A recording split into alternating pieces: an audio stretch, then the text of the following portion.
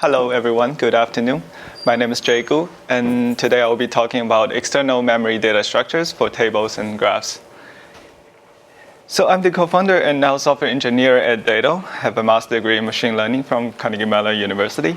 For my research, I did distributed graph partitioning, and I am the co-author of the Power Graph paper. What is Dado? Dado is formerly known as GraphLab. We're a young startup founded in 2013 by Professor Carlos Question and his grad students, including me. And our mission is to accelerate the creation of intelligent applications by providing scalable data engineering tools, high-level machine learning building blocks, and model deployment management tools for machine learning in production. Enough of the introduction. Let me begin the talk by sharing with you a tweet from the recent Data Science Summit. It says data scientists spend a lot of time cleaning about data, and the rest of the time complaining about cleaning up data. Feel free to retweet it. And what are they complaining about? The pain point includes running out of memory. When your data set doesn't fit in memory, your computer starts swapping, it freezes, there's absolutely nothing you can do about it. It's absolutely painful. So sometimes people do data subsampling to bring the data size down to a size which fits into the memory. However, it introduced uncertainties about your models and also huge overhead of model management and the data management. Which subsample does my data come from, and which subset does the data causes this model, right? Another way is to use shared cluster and big data systems. However, these systems has huge overhead as well. Every time you run the Hive query, you know it's time to go for a long walk. And even if after you come back, it's not guaranteed to succeed because you're sharing the resource with everyone and the container size has limit, your job might get killed and you have to start over. So these pain points are caused by the lack of fast, scalable, and easy to use external memory data structures. This is what I'm going to talk about today. Ask yourself, would I be more productive if I can analyze lots of data without doing subsampling, using just my laptop, and doing it interactively? So with this question as our motivation, we start to look for ways to push the limit of a single machine with fast, scalable, and easy to use data structures for machine learning applications. To understand the performance of a single machine, it is critical to look at the storage hierarchy picture. Here we have spinning hard disks, SSDs, and memory. With memory, you can get a very large throughput, about 10 gigabytes per second. However, you can only work with data at about the same size. Disks and SSDs have decent throughput, and their capacity lets you scale to orders data sets with orders of magnitudes larger. However, the caveat is that random access on these disks are really, really slow. So a good external memory data structure needs to understand all these considerations, and this is what I'm going to talk about. So the rest of the talk is organized into three parts. I'm first beginning by talking about SFrame, our scalable tabular data manipulation, and then I will talk about graph data manipulation, and then finally I will talk about how do we use SFrames and SGraphs in the distributed setting. So your data usually begins as rows. For example, this Netflix data set has rows of records about user ID, movie ID, and ratings. So when you do data engineering, your transformation is usually doing it on columns. So we can normalize the rating columns by dividing every value by the total sum. We want to create a new column, a feature called rating squared, by just square every value in the rating column. For example, we can also subselect those two columns and make it a new data set. These are all columnar transformations.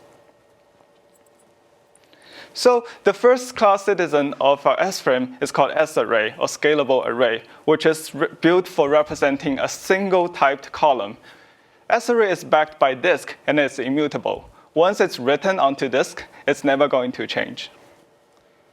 And S-array can hold a rich column types. starting from traditional integer, float, numerical data, or string for text data, to more interesting data types like datetime for time series and images. On top of it, we also support recursive types like list of any of the types above and dictionary for any of the types of above.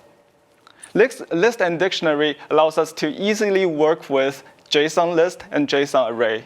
And also dictionary is a good representation for sparse data like bag of words representation.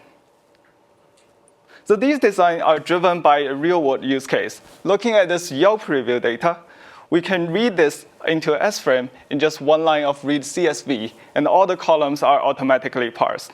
For example, here we have the business ID column, which are string, date, which is date time, stars are ratings with integer type, text is all the reviews, and here this is an interesting dictionary column called votes, basically saying how many people think this review is funny, how many people think this review is useful. And at the end, we have a list of strings as our categories for this business.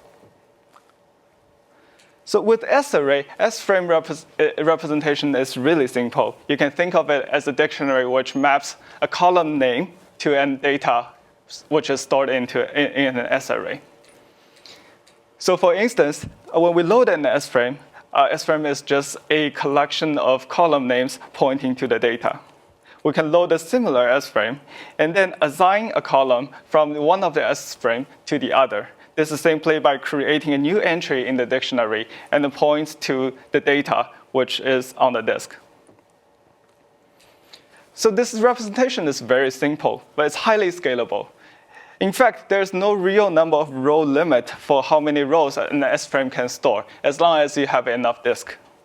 But practically, you can store about 100 to 1,000 columns.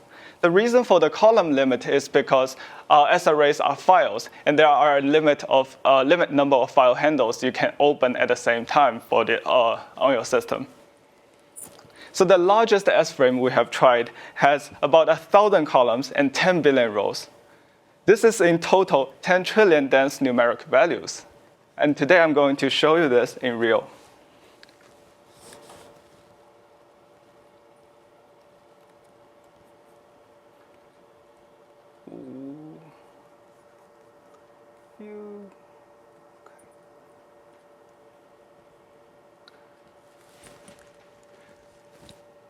Everyone here I think, is familiar with this IPython notebook.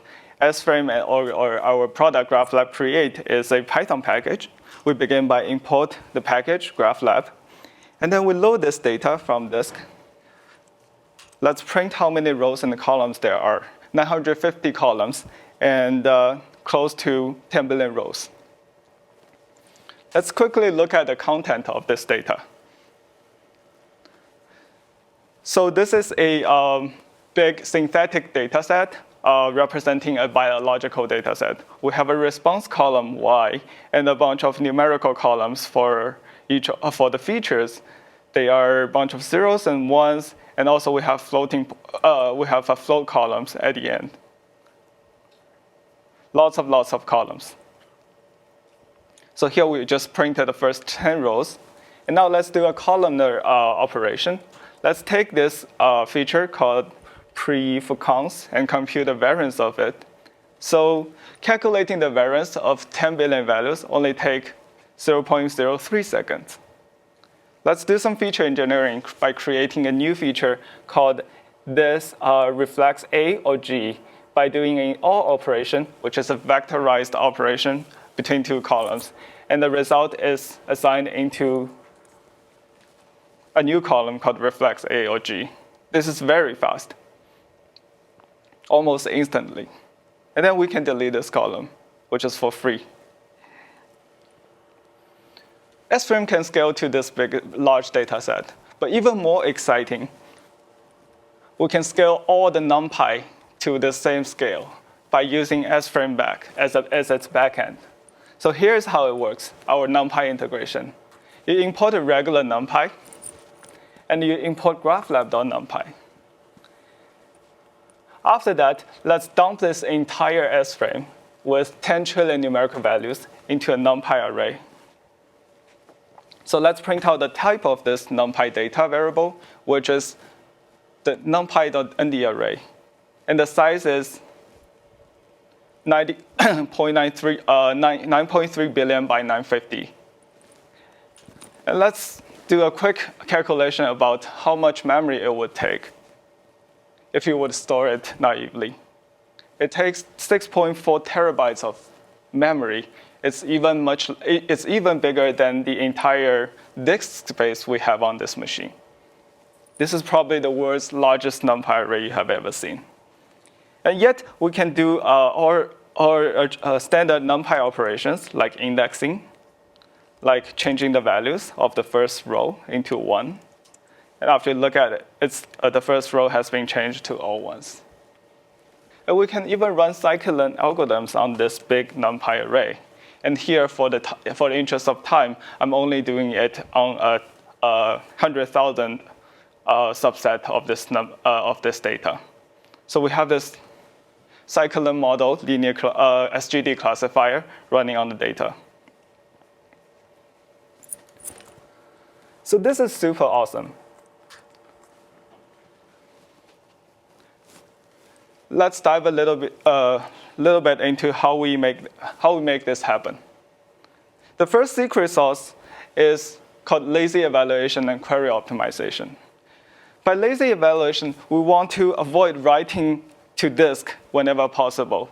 When you perform a serious computation on an SFrame or SArray, say I want to +2, +3, and +5, we don't evaluate it immediately, because evaluating it will cause us to materialize an entire SArray onto disk, which is very costly.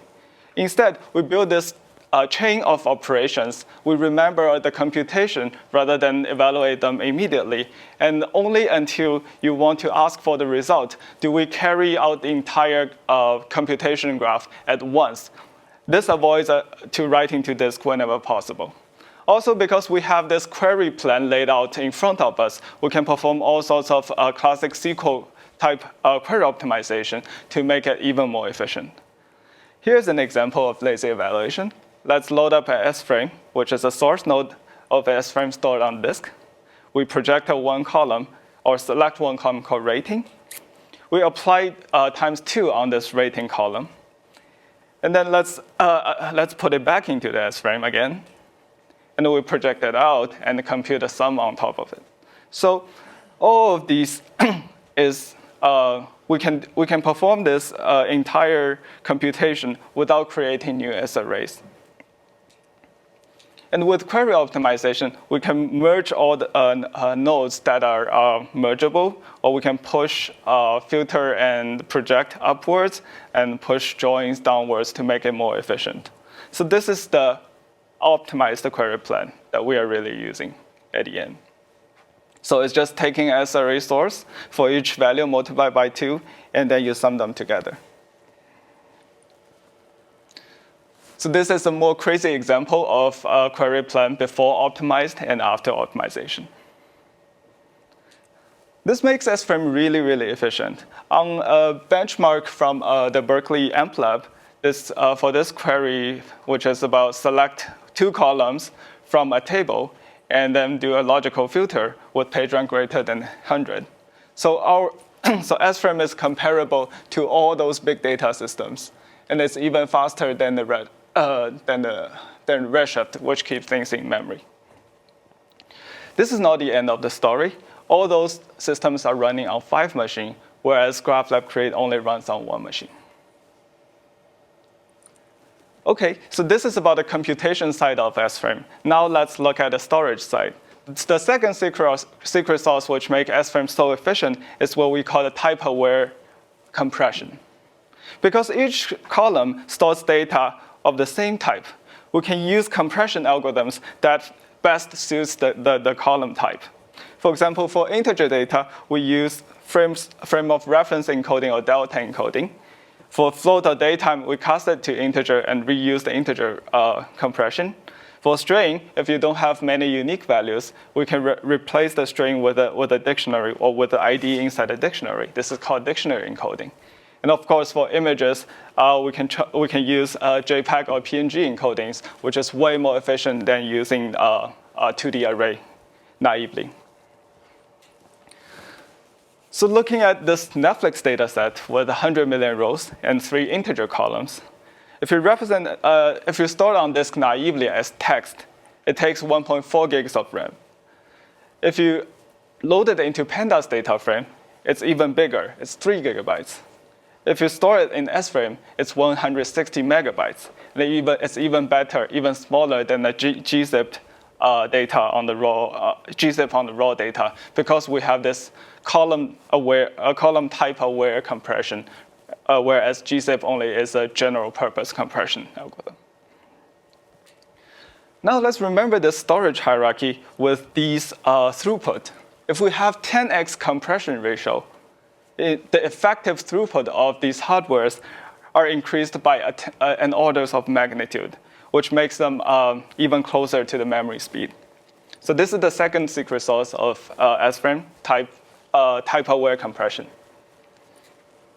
So however, external memory data structures are awesome, but this is only part of the story, because it needs external memory algorithms to work with it. Because a lot of existing machine learning algorithms or implementation of them have random access, a lot of random access, which is killing the performance even when you have this awesome external memory data structure. So this calls for us to rethink all the machine learning algorithms. We don't want to have random access. We like sequential. How about doing a data sampling? How do you do it? Naive sampling has too many random access. How about reservoir sampling? Try hard not to do sort and shuffle. And we really like algorithms that are implemented based on mini-batch iterators.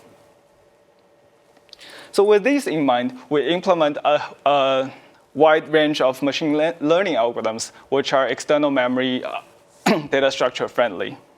And for this Kaggle data set, for this critical data set for the Kaggle competition, the goal is to predict the click rate. It has 46 million rows and 34 million sparse coefficients. And this is the Berkeley project, BitMac, which is one node and 1 GPU. It runs 10 iterations of SGD, takes 800 seconds. And for GraphLab Create on CPU, run 10 iterations of LBFGS, which is even more expensive, takes only 600 seconds. This is not because GPU is slow, it's because this task is not compute bound. It's really I/O bound. So as long as you can bring the data in more efficiently, faster, you can easily beat a GPU.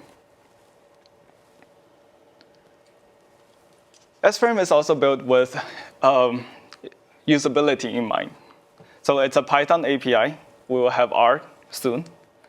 It's built with a lightning-fast CSV parser, which helps you to get data in as fast as possible. With JSON support, if you have a column with JSON string, it automatically parses it into a dictionary column, which is awesome. It has integrations with NumPy. You guys have seen it. With pandas, you can bring data from a database from using ODBC driver. We also have an integration with Spark RDDs. Looking at a column, you might want to ask various questions about what's the min, max, quantiles, or number of uniques.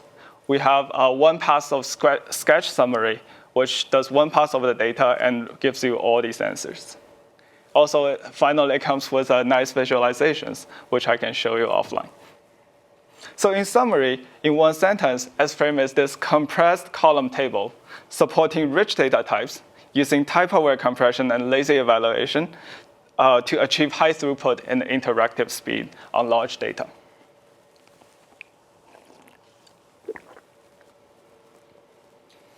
Next, let's talk about SGraph. Graph data sets are getting increasingly more popular.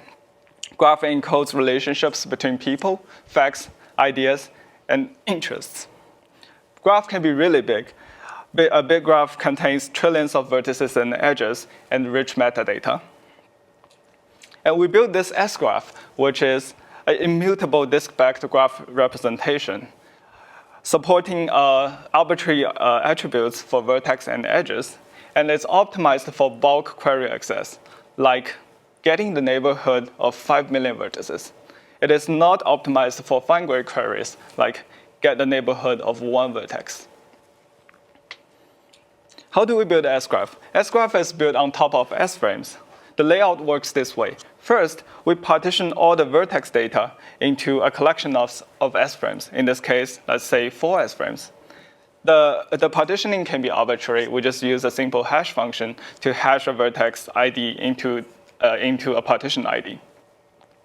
And each of the SFrame contains an ID column, and the rest of the columns are just arbitrary metadata you want to associate with the vertex. Because it's an SFrame, everything is stored on disk. Everything is stored in columnar. Now, how do we partition the edges? We partition the edges into 16, which is p-square SFrames. Each partition is also have 2 ID columns and metadata columns. What are the coordinates for? This is basically a coarse-grained adjacency matrix.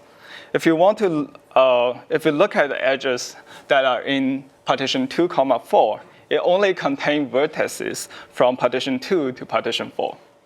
So this allows, for instance, if I want to compute for this subgraph, all I need is to load vertex 2 and vertex 4 in memory, or partition 2 and partition 4. Similarly, if I want to get adjacency structures of all the vertices in partition 2, I only need to look at these set of vertices.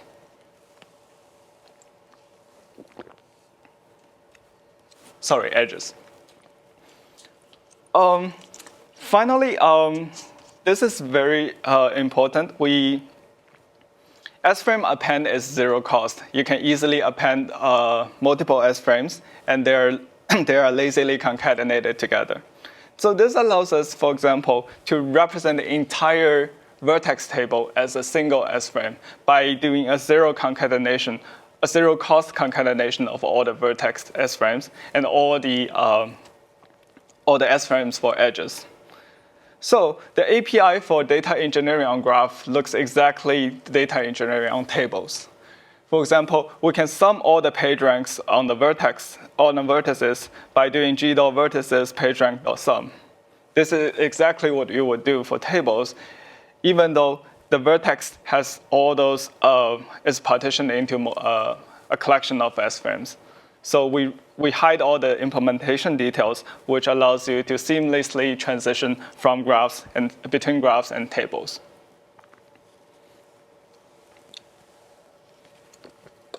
However, looking at this representation, it's still a little bit wasteful. We can do better. Looking at these IDs columns on edges, they are strings. This is very common because your vertex ID can be username, email address, or social security number. And storing these information as is are wasteful and redundant because we already have all these strings as ID in the vertex table.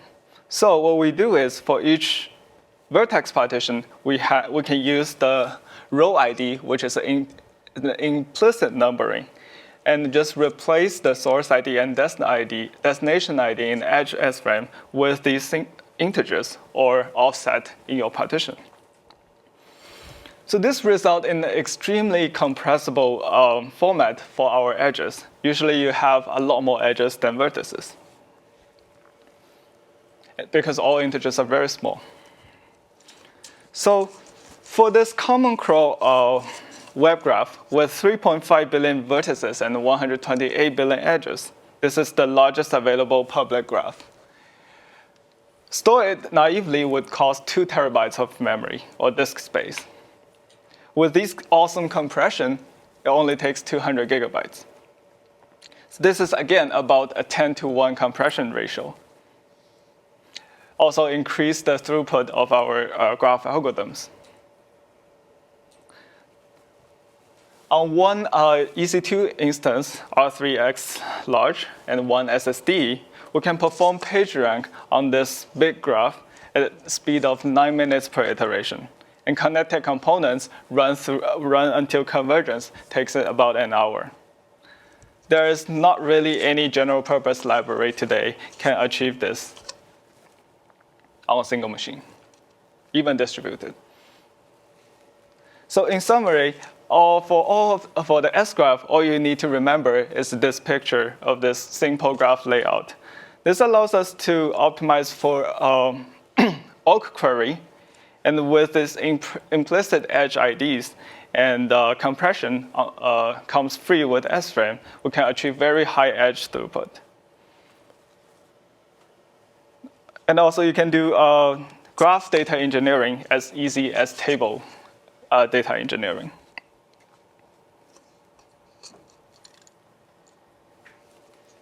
Okay, we have talked about tables and graphs, and so far they live on a single machine. How do we go distributed? I've advocated we stay in a single machine as long as possible and avoid distributed computing. But many people here have Hadoop clusters. They want to use it.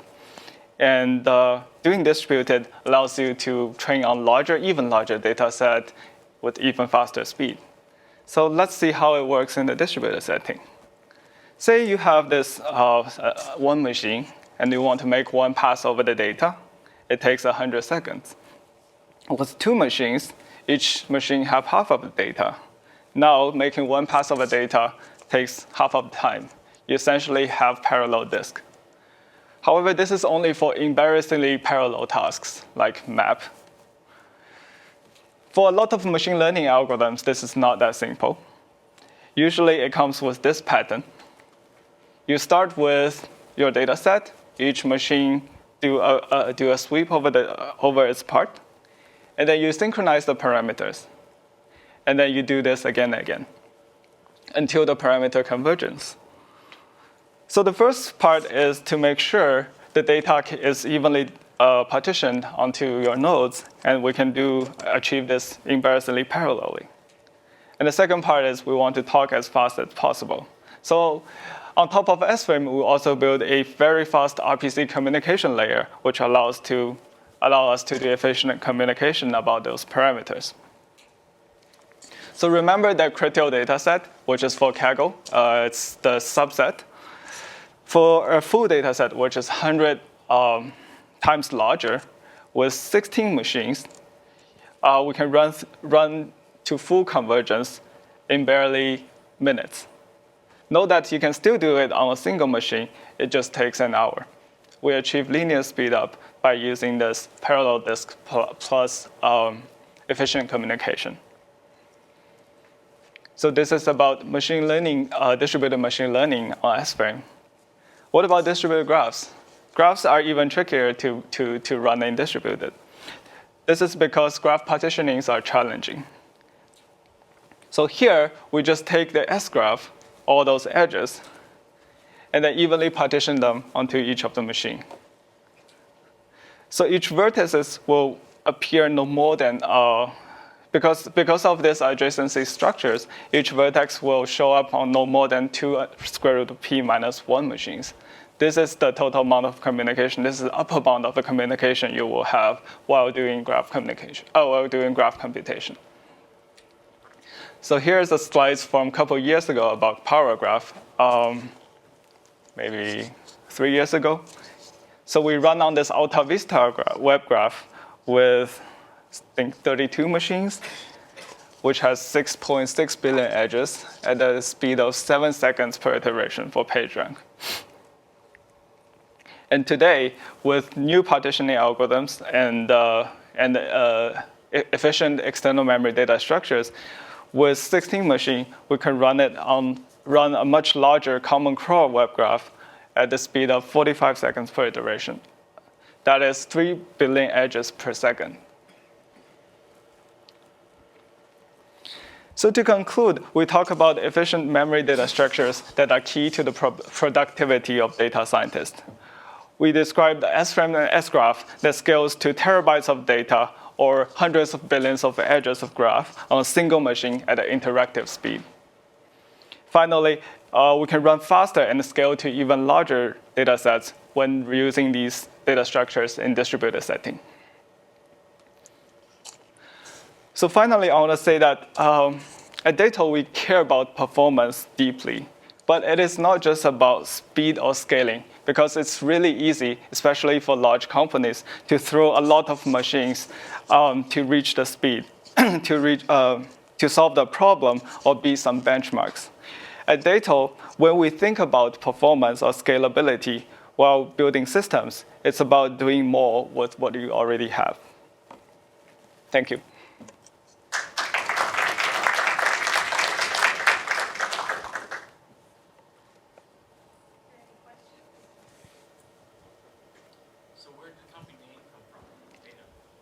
Data.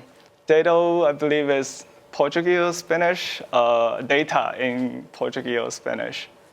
Yeah. And your dog logo? Dog logo, because our CEO, Professor Carlos Gratian, had a Labrador back in Pittsburgh. That's also where the first, the open source project GraphLab, the lab came from. And we keep the dog. And by the way, SFrame and SGraph will be open sourced in BSD license. I think it should be happen relatively soon. And so encourage the Python community to use it and build more efficient external memory-friendly algorithms on top of it. Yes?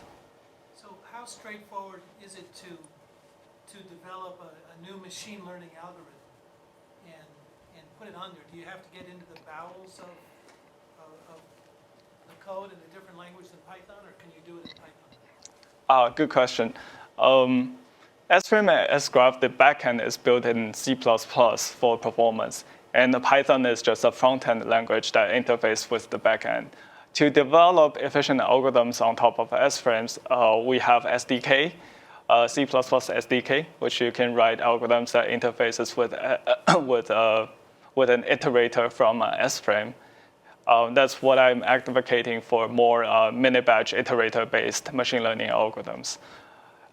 Those are really the key to interface with external memory data structures. So once you build those using SDK, you can import it as a Python module and use it together with SFrame. Also, with the open source code, you can use an even lower level of SFrame representations that allows you to do more tight integration with this data structure. So how easy is it to convert from back and forth from pandas data frames to SFrames? From pandas, right now we have to dump all the data from SFrame into the memory because panda is in memory. And you have to make sure you have enough data, enough memory to hold a data set and pay for the loading. It's not lazy. It's relatively efficient. I would say you can still load SFrame into data frame with maybe 10,000 rows or 100,000 rows, about that scale. But with NumPy, it's done differently. For NumPy, we map SFrame to a NumPy array lazily. We don't bring all the data into memory. What we do is it's a genius hack we did. We intercept the malloc function of NumPy. When NumPy tries to allocate a large chunk of memory, we redirect it into our implementation of memory allocation functions, and then we page in data from SFrame, and we page data out into SFrame. Yes? Does it support any other programming languages other than Python? Sorry, can you repeat your question? Does it support any other programming languages other than Python? We are developing an R interface so that you can use it in R. But the backend is really a C++ backend, which you can develop other front-end language interface to use it. Yeah, if I recall correctly, there was some community-provided APIs at some point or other. Is that still true? community-provided API for SFrame? Yeah. No, not for SFrame, but just for different calls into the GraphLab API at one point in time. Does that still happen? Possible, but that is different from SFrame and SGraph. It's probably the GraphLab open source project that dates back to a few years ago. By the way, there is this confusion about the name GraphLab. GraphLab can refer to an open source project that we developed during grad school. They can refer to the previous name of the company. But right now, our company is called Dato, and the product is called GraphLab Create. So GraphLab Create contains all the external memory data structures, algorithms, graph algorithms, recommender algorithms, and deployment tools. And the open source, we are still thinking about a name, which is available on PyPy and meaningful and interesting. So if you have any suggestion about the naming of an open source project, come talk to me. GraphPot? Pot? Yeah, puppy. All right, thank you. Let's give Jae-gu a nice round of applause. Thank you so much.